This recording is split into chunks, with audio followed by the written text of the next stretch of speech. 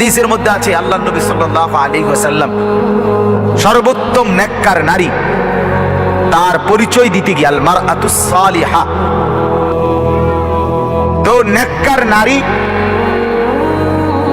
আল্লাহর নবী বলেছেন কয়েকটা পরিচয়। ইদা নাযারা ইলাইহা সাররাতহু, পবিত্র নারী সে, নেককার নারী, সালিহা।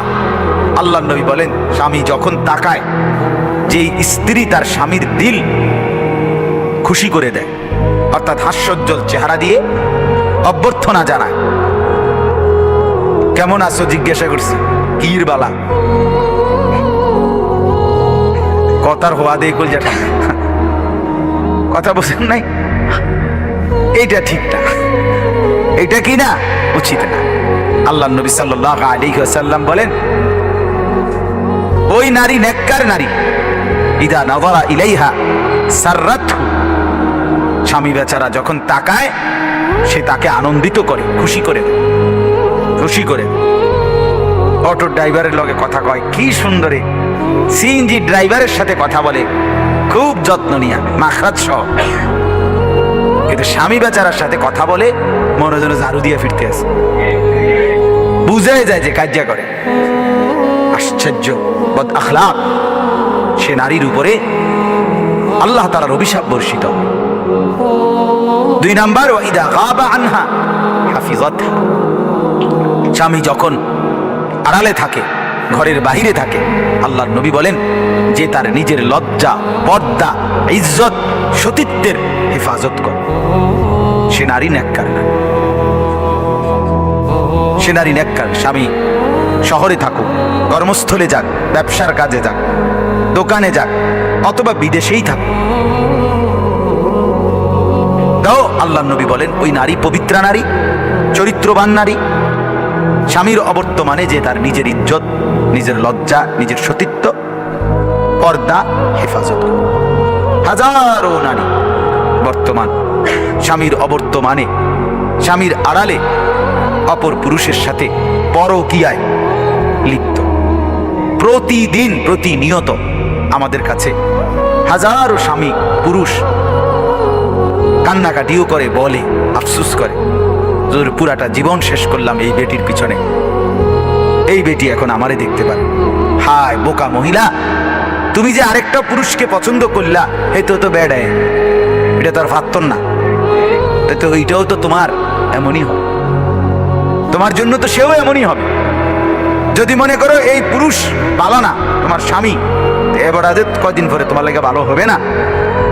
আপন হালাল যে স্বামী সেই যদি ভালো না হয়, তো হারাম পুরুষ সে ভালো হবে কিভাবে, কিভাবে সম্ভব? আশ্চর্য। আমি একটু খোলামেলা বললাম আর কি, সাহস করে বললাম।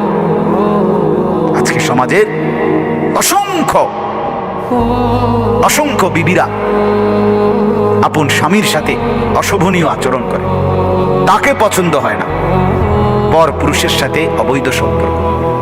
26 বছর বেচারা বিদেশ, 12 বছর বেচারা বিদেশ, 5 বছর স্বামী বেচারা বিদেশ। বেটা, তোমার মতো স্ত্রীর জন্য, ছেলে মেয়ের মুখে হাসি ফুটাবার জন্য দুনিয়াটাকে ত্যাগ কইরা, আনন্দ ফুর্তি বলতে কিচ্ছু নাই, সব চাইরা মা হারা, বাবা হারা, স্ত্রী হারা, সন্তান হারা, এরপরে বিদেশ থাকে, কলজার মধ্যে পাথর বাইন্দা, রাতে ঠিক মতো খাওয়া নাই, দিনে ঠিক মতো বিশ্রাম নাই, নিজের খানা নিজে খাইতে হয়, নিজের রান্না নিজে রাঁধতে হয়, নিজের লুঙ্গিটাও নিজে ধুইতে হয়, নিজের গেঞ্জিটাও নিজে ধুইতে হয়। তো এত কষ্ট করার পর একজন নারী, একজন স্ত্রী যদি দেশে অন্য পুরুষের সাথে সময় কাটায়, কথা বলে, ঘুরে, অশ্লীল কোনো কাজ করে, জিনা, ব্যভিচার কিংবা বেহায়াপনা করে ওই স্ত্রী, তাহলে তার চাইতে অসভ্য, এর চাইতে বেহায়া নির্লজ্জা নারী আর কে হইতে পারে? এই মহিলার চাইতে তো রাস্তার জানোয়ার অনেক ভালো, হাইওয়ান জানোয়ার তো এর চাইতে অনেক ভালো, যে তার স্বামীর খেয়ানত করে, নিজের আখলাক শেষ করে।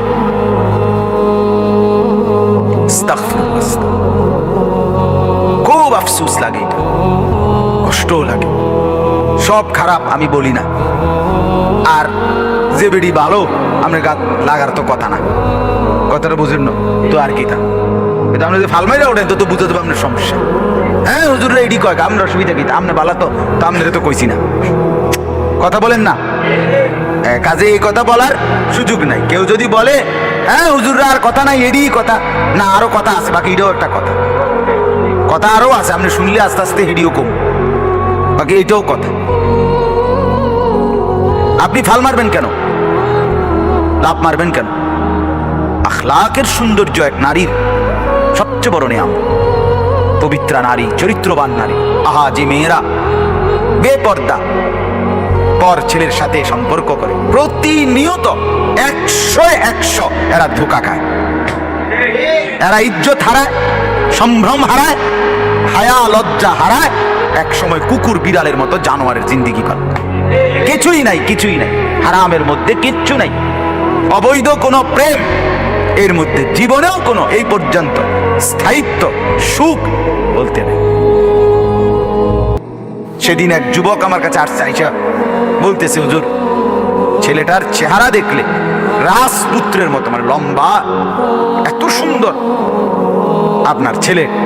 বলতেছে হুজুর রিলেশন করে বিয়ে করছি, আগে রিলেশন করছি, বুঝছেন না কথা, আগে রিলেশন করছি, তো আগে প্রেম করে গভীর রিলেশন করে বিয়ে করছি, এখন 8 মাস না যাইতেই আমরা স্বামী স্ত্রী, স্ত্রী প্রতিদিন সন্দেহ করে ছেলেটা আরেক মেয়ের সাথে কথা বলে, আর এইতে কয় আমার প্রত্যেক মিনিটে সন্দেহ হয় হে আরেক বেড়াইতে কথা। এখন আমরা কি করবো হুজুর? আমি কিছু বুঝি না। আমি কই আমনে যদি আমনের বেড়ি লই আমনে বুঝে না, তো আমি কিতা বুঝি কি রে ভাই, আমি বুঝবো নাকি? আমি তো মোড়াই বুঝি না এটা, আপনি তো মাশাআল্লাহ দূর বুঝছেন, দেখি দূর করছেন, আমি তো এইটাও বুঝি না। আমি কি বলবো? জাহান্নামের টুকরা, জাহান্নামের টুকরা, বিশ্বাস করেন কত মানুষ যে পারিবারিক এই পেরেশানিতে আছে। আয় হায় হায় গুনাহ, কারণ একটা আল্লাহর নাফরমানি। ঘরের মধ্যে টেলিভিশন দিয়া দিছে তো চিরেই অল্প সময়ের ব্যবধানে স্ত্রী এখন স্বামীর প্রতি তৃপ্ত না, রাস্তার পুরুষ দেখানোর মধ্যে তৃপ্ত। বড় মোবাইল দিয়া দিছে 2-3টা, বেডিরে দেখতে বুঝলা, বেডি দেখতে দেখতে এখন আর যতগুলো বাহিরের পুরুষ দেখছে মোবাইলে, কোনোটার লগে বেডির জামাইরে পছন্দ হয় না, এতে কোনো ব্যাড হয় না। হেবুডির দেখ গিয়া বেড়া, এটা কোনো ব্যাড হইতো না, ব্যাড হইতে যাতো না, এটার আর কোনো ইয়া নেই, এটা বাদ ভাল লাগে শুধু ওই মোবাইলের গুলো। নাউযুবিল্লাহ, নাউযুবিল্লাহ, আস্তাগফিরুল্লাহ, আস্তাগফিরুল্লাহ। এজন্য বললাম আল্লাহর নবী বলেন নেককার নারীকে 1 নাম্বার স্বামীকে আনন্দ দেয় যে, 2 নাম্বার স্বামীর অবর্তমানে নিজের ইজ্জত লজ্জা পর্দা সতীত্বের হেফাজত করে, 3 নাম্বার আতুঈনু আলা দীন যাওজিহা। এইটা বলার জন্যই মূলত আমি বলছিলাম যে তার স্বামীকে দ্বীনের কাজে সহযোগিতা করে, দ্বীনের কাজে। স্বামী বেচারা দ্বীনের কাজ করবে, আল্লাহর দ্বীন প্রচার করে, আল্লাহর দ্বীনের দাওয়াত দেয়, মসজিদের নামাজ পড়ায়, মাদ্রাসার খেদমত করে, মানুষের সেবা করে, ইত্যাদি ইত্যাদি, মনে করে যে কোনো ভালো কাজ করে। তো স্ত্রী মেনে নেয় যে হয়তো অবসর থাকলে আরো একটু সময় বেশি দিত ঘরে, আর একটু স্ত্রীর কাছে থাকতো বেশি টাইম, গল্প গুজব করে সময় কাটাইতে পারতো, ওইটুকু সময় হয়তো বিবি পায় না, কিন্তু সে মেনে নেয় এবং উৎসাহিত করে, উৎসাহিত করে দ্বীনের কাছে। আমার শায়েখ আরিফ বিল্লাহ আল্লামা মুফতি মুশতাকুন নবী সাহেব সারা বছর দেশে দেশে ঘুরে, বিবি যদি আন্তরিক না হতো কিভাবে সম্ভব হতো? আমরা নিজেরা উপলব্ধি করি, বিবি যদি মেনে না নিত, আন্তরিকতা না থাকতো, সারা বছর আমরা রাত অল্প সময় বাসায় থাকি, সব সময় বেশিরভাগ সময়টাই বাইরে বাইরে বাইরে বাইরেই চলতে থাকে। হ্যাঁ, তো ফি আমানিল্লাহ বলে দিছে, আসার সময় খালাস আল্লাহর হাতে ছেড়ে দিছে, আল্লাহর সাপোর্টে দিয়ে দিছে। তো এই জন্য বললাম আপনার এটা বড় সম্পদ, বড় নিয়ামত যে নারী তার স্বামীকে দ্বীনের কাজে সহযোগিতা করে, সাহায্য করে। ইসলামের যুগে রাসূলুল্লাহ সাল্লাল্লাহু আলাইহি সাল্লামের জামানায় অসংখ্য নারীরা তাদের স্বামীদেরকে সাজাইয়া আল্লাহর রাস্তায় যুদ্ধের জন্য নিজে সাজাইয়া দিছে। স্বামী শহীদ হইছে তো স্ত্রী আল্লাহর শুকর আদায় করছে, সবর করছে, অপেক্ষা করছে যে স্বামীর সাথে মুলাকাত হবে জান্নাতে। জান্নাতে এজন্য বললাম, মা বোনদের কাছে অনুরোধ, আপনাদের জন্য মূল নসিহত 1 নাম্বার এটা, কোনো অবস্থাতেই আপনারা এই প্রচন্ড গরমের মধ্যে নিজের ইবাদত নামাজ ছাড়বেন না।